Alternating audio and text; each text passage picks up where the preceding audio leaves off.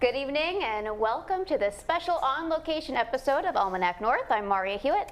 And I'm Brett Scott. Tonight we are on location at the Black Box Theater in the Zeitgeist Arts building. The PBS North documentary, United in Service, Military History from America's Northland, is premiering for the first time right here this evening. So the content of that film is our focus for this special episode, Military in the Northland. And so we'll have several people come up on stage from the film that we'll get to know. And we have our first guest here, filmmaker and director, Keith Hopkins. Thanks for having me, you guys. Happy to have you. Exciting night, the first screening of the documentary.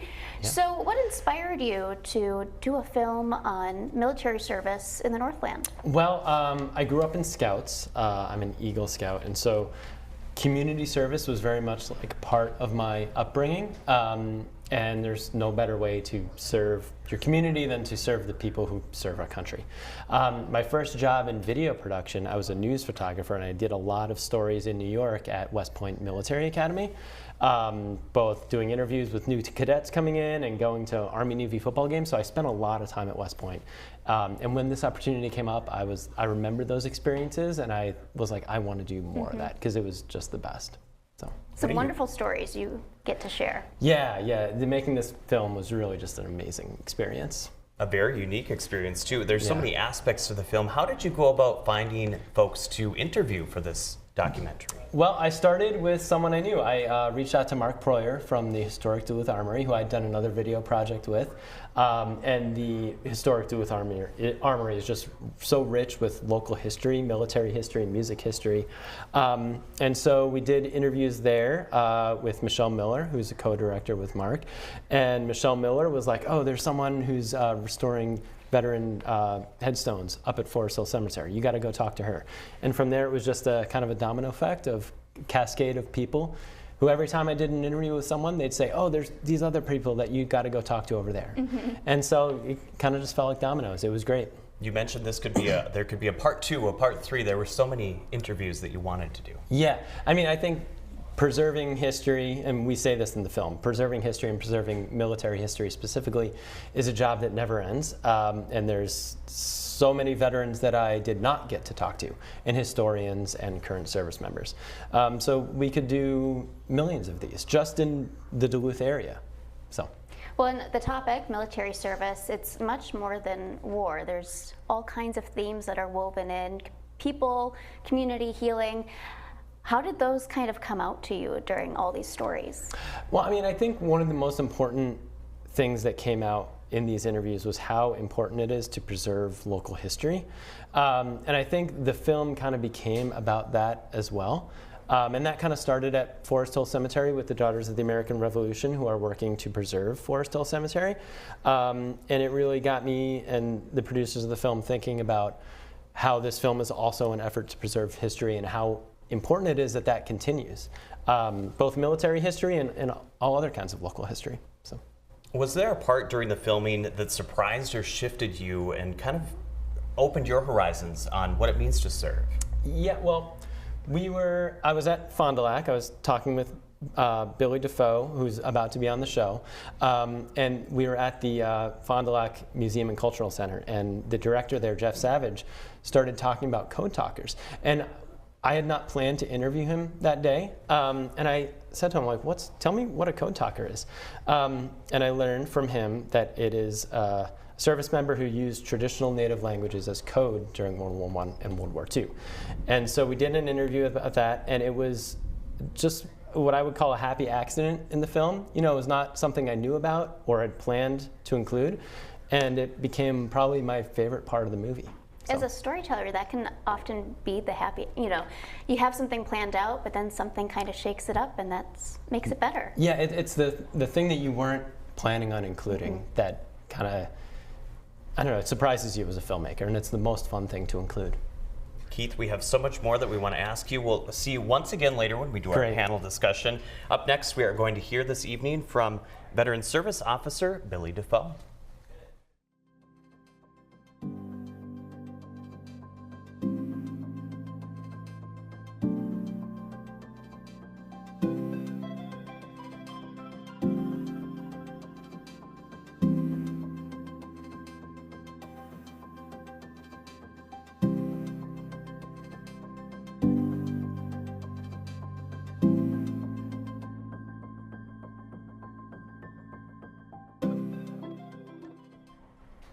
And we are back now with Veteran Service Officer Billie Defoe. Billie, thank you so much for being on the show with us. Thank you for having me. We really appreciate it. Can you share a bit about your journey and what your service looks like to our nation? Well, I went into the Navy right out of high school. You know, I didn't know what I wanted to do. And being on my own at 18 was kind of scary. So I went into the Navy, and it just kind of fit. You know, that there were people like me. You know, we had shared experiences, and so it was very comfortable. And you know, it was 5 years. I wanted to make it a career, but it didn't happen. Billie, as a member of the Fond du Lac Band with a World War II veteran in the family, how did your heritage and family history influence your service? Well, I think that, you know, my grandfather was very proud. It didn't matter what he did. He was an electrician, and he always did the best. So that kind of trickled down, you know. And then my dad was in the Army during Vietnam, and then my stepdad was in the Navy during Vietnam. So I had military on my brain probably my whole life.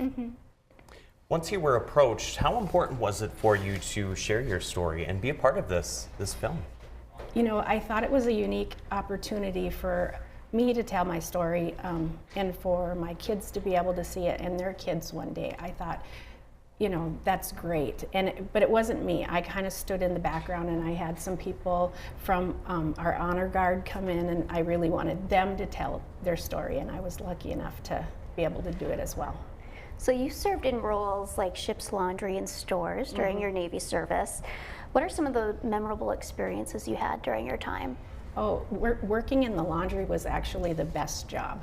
Like, nobody was looking over my shoulder. I could do it, you know, how I wanted to do it, and that was great. But working in the ship store, I got to know all the people. You know, they came in, and I think that's where, well, of course, I got my customer service skills, but my people skills. So.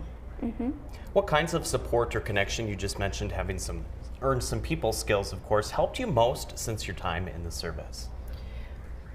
Well, I think I'm a natural giver, and then when I went to the military and I was serving people sales and services, I think that just helped it blossom. And after the military, you know, that continued into foster care. We did some foster care, and you know, adopted a few children, and you know, and then it just led into the honor guard, and that led into veteran services, and this is like the job I was made for. Yeah, I mean, what does your day-to-day look like as the Tribal Veteran Services Officer? Well, it changes every single day. I'm finally working with the state to do claims, so that's my biggest priority, but also serving our veterans, our local veterans. It is not just our tribe, it's the surrounding area can come in, and we do like the powwow, and we're about to have a golf tournament and Veterans Day, and you know, it's really nice to make people happy. It's really nice to be able to help people. So. Quickly, what advice would you have to younger people considering going into the forces? Go into the Navy. Yeah, no, I think that really everybody should do it for a few years. It gives you a whole new perspective on life. You see things that you probably might not have seen. Like, I've been all over the world, and it was only 5 years. Yeah. What parts of the world did you get to see? Well, I was stationed in Scotland. That was my first duty station, and then while we were there, we went into the Mediterranean, and Spain, and Portugal, and Italy, and you know, so. Wow. Seeing the world and serving at the same time. Billie, thank you so much for joining us, and thank you for your service. Yes, we'll have you back up for the panel at the end of the show. Okay. But next up, we will be joined by retired Brigadier General Ronald Hein.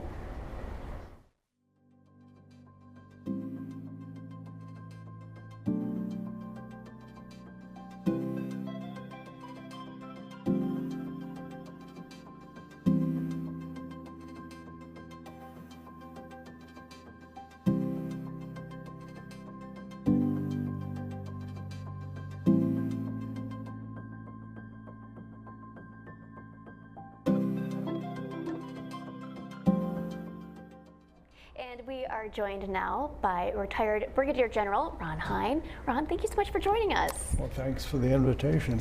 Happy to have you here. Now, your career spanned 37 years in the and it spanned even the Cold War era. How did growing up and serving in northern Minnesota shape your understanding of duty or leadership? Well, I'd like to back up just a little bit. I was born early enough that I remember the Second World War vividly.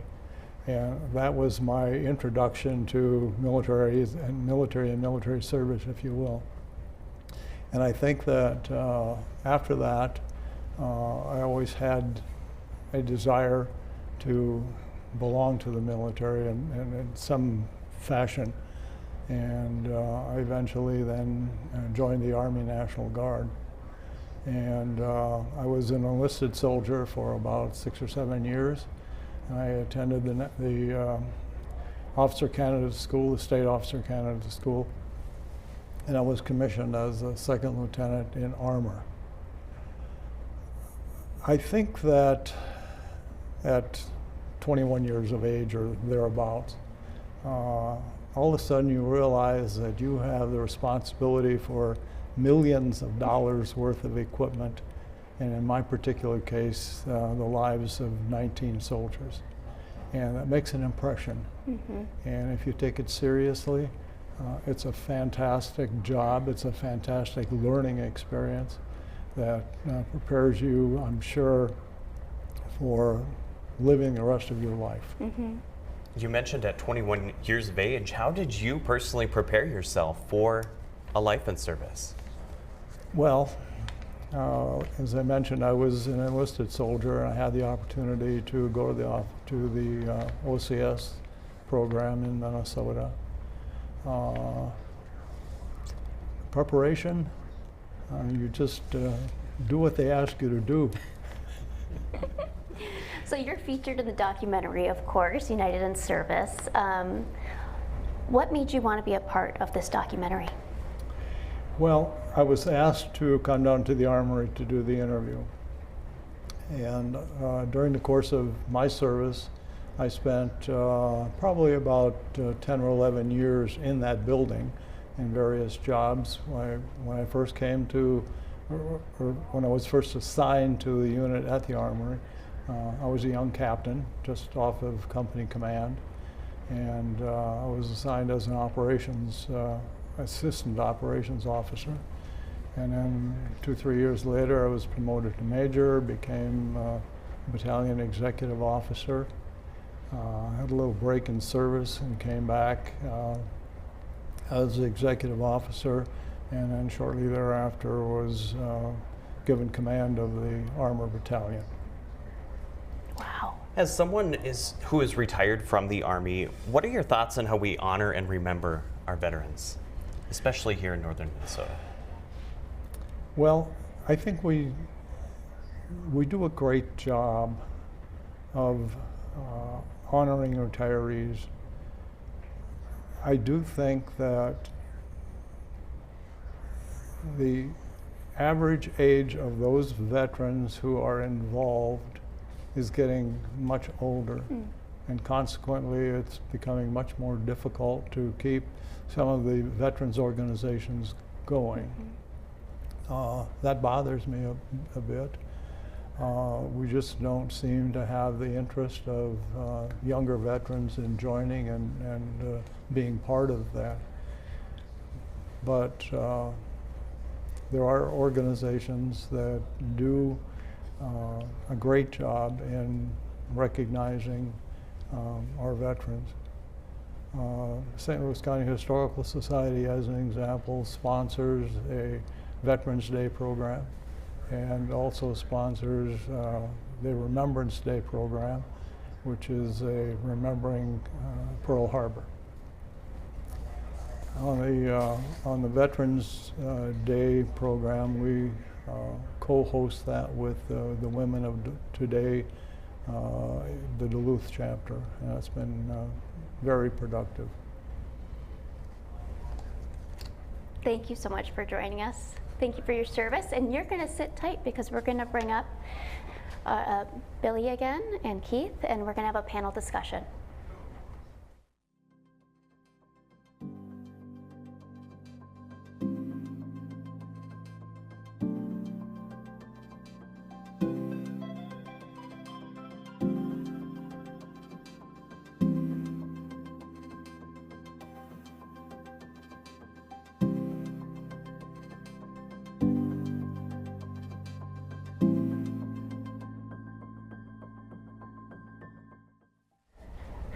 And we're going to finish the show with a panel discussion with all of our guests. And Keith, I think this first question will be kind of geared towards you. We have 3 very different perspectives here, and that's just a slice of what folks will see in the documentary. There's so many different perspectives. How do you think that enriches the understanding of service in the Northland by having these different stories? Well, the approach in the documentary was kind of 3-pronged. We wanted to get historians talking about events or Minnesota involvement in national events going back to the Civil War. We wanted to get veterans about their perspective, you know, with, I guess, the advantage of hindsight. And we also wanted to get interviews with current service members. And I think those are the 3 primary perspectives that kind of guided the narrative and how we shaped the film. Billie, maybe you can take this one. What is the takeaway that you're hoping viewers get from this film? That everybody, you know, should do some sort of service. I think, you know, and military, of course, that would be the first place to go. But not only that, but with people at home, and you know, after all of this time, he's still serving. You know, so it's just fantastic. You know, like intergenerational memory is a key theme of the film. So how can families and communities encourage conversations between generations to keep those stories alive? Ron?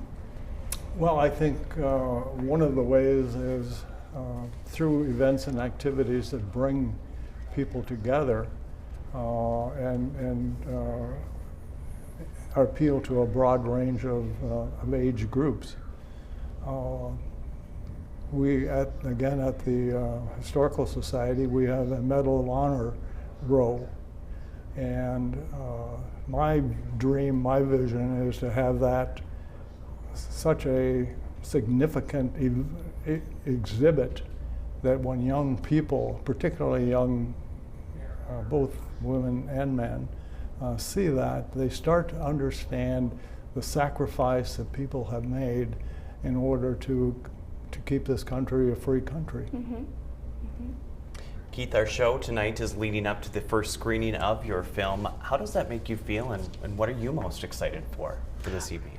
I'm always pretty nervous when I screen a film for the first time, because, you know, such a small number of people watch it when it's being made, and then all of a sudden it exists for the audience.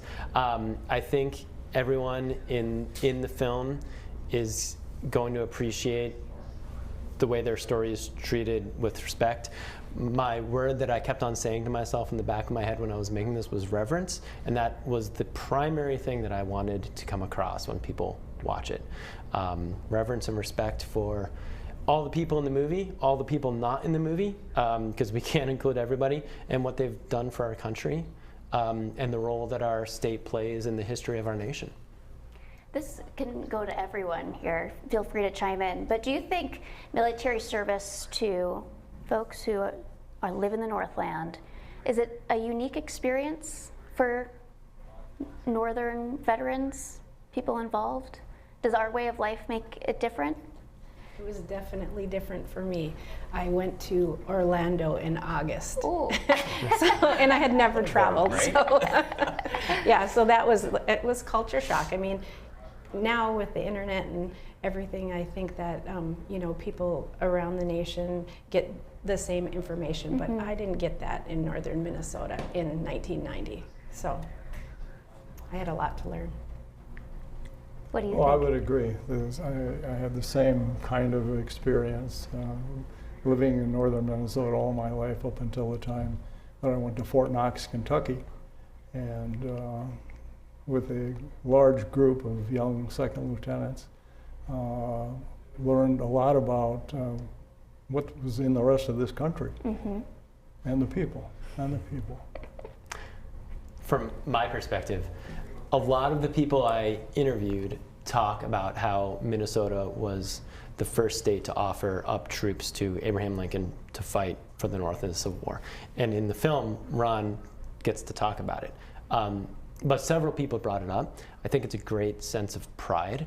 And I found it really interesting that people go back to that even when I don't ask them to. And I think it kind of informs the way Minnesotans think about the role that we play in our armed forces.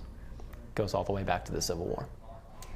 Well, and I even remember when I first moved to Duluth, that was one of the fun facts. Albert Wilson, the final Union soldier to pass away, was here in Duluth. That was when I first moved here. That was one of the facts that everybody shared with me. So I definitely believe that. Yep, he's in the film too. Yep. We don't want to give too many spoilers. Yeah. That's right. Of course, mental health and access to care after service remains a pressing issue, of course. How do you hope that we can have better access to that in the years to come? Well, certainly the Veterans Service Clinic over in Superior, Wisconsin does a great job. They unfortunately have a fair amount of turnover in staff, so it's difficult not necessarily to establish a relationship with that. So if something can be done to increase the value of serving in those Veterans Administration clinics, that could be one of the ways that that service could be improved. What about your perspective, Billie, on that? I guess I'm kind of in a unique situation because I use those services. They're hard to get, but I am in a great program, so I'm happy that I was able to get in there, but it's hard to get, and so especially like if you're in crisis, it's hard to get where you need to go. You call the VA, I want to talk to my therapist, but you go here and you go there, and so that it's hard. I don't know what we can do because there are a lot of people that need the services that don't get them or can't get them. But for the ones that are able to, they do a good job. They do the best that they can. I think the opportunity to go into a civilian healthcare facility is definitely a good move, and it certainly moves the process along a lot faster. Community care, yeah, that definitely works. And the other thing that is it has so much potential. It's the internet. We can talk to therapists in Kentucky. But it is hard to build that relationship that way. But somebody might be able to do that. So. We have just a minute left, so if there's one thing you hope someone seeing the documentary walks away with, what is it? The spirit of service. Billie? Absolutely. That's it. Yeah, I'll piggyback on that. And also the importance of preserving history. Keeping those stories being told. Well, thank you all for joining us on stage tonight. This wraps up our special episode of Almanac North. Folks at home, you can catch United in Service in June on PBS. They'll be having a special screening, though, right after this, or in an hour, of the documentary for the first time. And we were fortunate enough to be able to watch it a little bit early, and it's very eye-opening. It is. It's wonderful. You'll learn a lot. Yes. From the whole crew here at Almanac North, we thank you for joining us on this very special evening, right? And we also would like to thank Jody Chiappa for hosting us here at Zeitgeist this evening. For everyone at Almanac North, I'm Brett Scott. And I'm Maria Hewitt. Thank you so much for joining us. Have a great night. We'll see you next time.